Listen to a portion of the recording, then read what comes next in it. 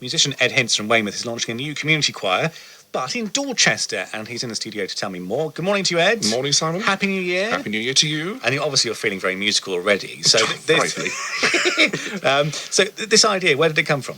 I started the Weymouth and Portland version 6 years ago, and it's a huge success. There's about 100 members with us. And I was approached because one of the community choirs in Dorchester folded some time ago, and they said, would I like to start one? And I thought, I might as well do another version of what I've already done in Weymouth. And so that's happening tonight. Which is fantastic. Are you expecting a big turnout? I've no idea. Absolutely no idea. That'd be fascinating, won't it, to see how many people come along? Yeah, we've got the Weymouth Portland Choir coming along to sing, to demonstrate a couple of songs. I'm going to do a little chat about what we do, all the songs that we sing. It's a very modern sort of non-music reading choir, so open to anyone who just wants to have a good sing-song. What genre of music do your choirs focus on? It's mostly pop that I like.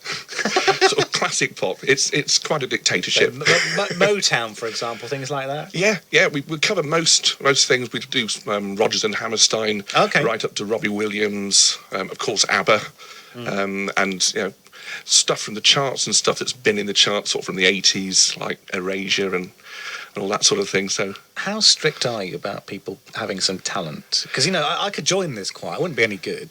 I think with the Weymouth one, I've been very fortunate in that sometimes when people get to a certain age, they lose their voices, and we do attract people who are retired. Yeah. And sometimes, particularly ladies, start to warble a bit. But it's a really young sound, and it doesn't have that warbly sound, even though we have older people in it as well as younger. It has a very young sound, and we don't fuss about people singing banging tune. It just seems to work. They blend in. I sound like a severely ill cat when I try and sing. So yeah, I might encourage you just to mime the words. Can I bring my triangle? Is that what I have to do?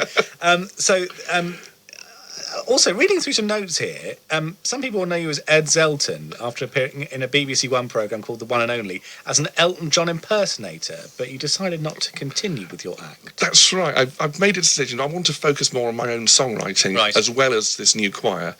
And I've done the Ed Zelton thing for 7 years now. Yeah. It was fantastic. I did live television now. I had a great time. But it's time to hang that hat up, I think. I mean, Elton John's got a fantastic voice, and if you can replicate that, that's a talent and a half. Oh, thank you. Yes. and my favourite song, by the way, is Made in England by Elton John. Oh, yes. I love that song. And now, just remind us, this choir, the meeting tonight, where and when should we go along? At the United Reformed Church, South Street in Dorchester. There's free parking in the new library behind. I think it's Charles Street. Starts at 7. It'll be about half an hour. As I say, it's open to anyone who wants to come along. There's no charge at all this evening. Right, as I say, open to all just to come and have a look. I may bring along my triangle. Do that. That's okay, because you don't want to hear me sing. I mean, I think, if you're ever recording a CD, I was once in part of a BBC recording of a carol service, and the engineer said, "Simon, could you go back away from the microphone a tad?" Ed, thank you. I really hope it goes well tonight. Thank you ever so much. That's Ed Hince there, choir master and music teacher from Weymouth, setting up a brand new choir in Dorchester. And if you want to go along, that is tonight.